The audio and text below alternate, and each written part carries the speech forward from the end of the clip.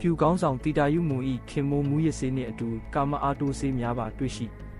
မြင်းချံမြို့နယ်မှာနာမည်ဆိုးနဲ့ကြော်ကြားတဲ့ပြူစောတိကောင်းဆောင်တီတာယုမွန်ရဲ့ခင်မိုးဖြစ်သူစိန်ရင်ဟာမူရစေးဝါးတွေနဲ့အတူလက်ပူးလက်ကျက်ဖမ်းဆီးရမိခဲ့ပါတယ်ထူးခြားတာကတော့ရှာဖွေစစ်ဆေးချိန်မှာမူရစေးတွေနဲ့မကပဲအမျိုးသားကာမအားတိုးစေးဖြစ်တဲ့မီဂါလက်စ်တွေကိုပါတွေ့ရှိခဲ့တာပဲဖြစ်ပါတယ်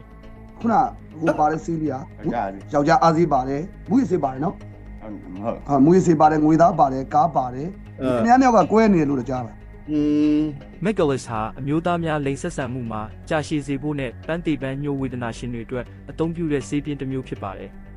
ဖန်ဆီးခံရချိန်မှာတီတာယုမွန်နဲ့ကွဲနေပြီလို့စိန်ရင်ကထွက်ဆိုခဲ့ပေမဲ့တကယ်တမ်းမှာတော့အိမ်တစ်လုံးထဲမှာအပေါ်ထက်အောက်ထက်နေထိုင်နေကြဆဲဖြစ်ပါတယ်လင်မယားကွဲနေပါတယ်လို့ဆိုတော့လေအဆိုပါအားတိုးဆေးတွေကိုပုံမှန်မီဝဲနေစေဖြစ်ရာသူတို့ဇနီးမောင်နှံနှစ်ဦးရဲ့ဆက်ဆံရေးဟာထင်သလောက်မရိုးရှင်းဘူးဆိုတာပေါ်လွင်နေပါတယ်